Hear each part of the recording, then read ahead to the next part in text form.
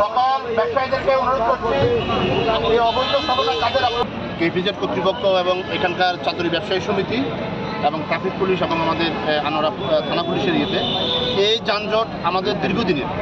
তো আমরা যে অভিযান করেছি, আমি স্যারের সাথে আলোচনা করেছি, আমাদের এই অভিযান অব্যাহত থাকবে। কোনো অবৈধ ব্যবসায়ী আর ফুটপাতে বসতে পারবে না। যারা নিয়ম নীতি অনুসরণ করে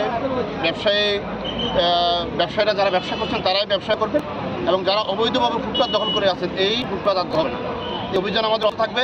আমরা মাধ্যমে সাধারণ জনগণ এবং সবাইকে আশ্বস্ত করছি, অচিরেই যারা এখানে বসেছেন আমরা আজকে এখানে উচ্ছেদ করেছি এবং আর এটা তাদেরকে দেওয়া হবে না।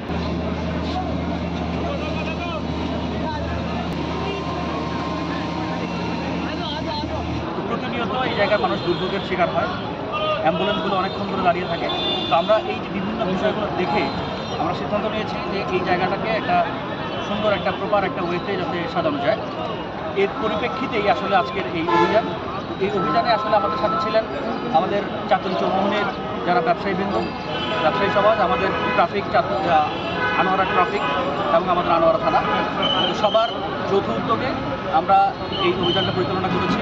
এখানে মূলত আজকে আমাদের যেটা প্ল্যান ছিল যে অবৈধ স্থাপনাগুলো উচ্ছেদ এবং যে রাস্তার যে আমাদের যে প্রশস্ত যেটা ছিল, আমাদের লেনগুলো দখল করা ছিল, আমাদের ফুটপাথগুলো দখল করা ছিল, সেইগুলোকে দখলমুক্ত করা, সেই প্রচেষ্টা আমরা চালিয়ে যাচ্ছি। এর আগেও আমরা দেখেছি যে বারবার যেটা আপনারা বলছিলেন যে অভিযান করা হয়, এরপরে কয়েকদিনের মধ্যেই আবার সেটা বসে যায়।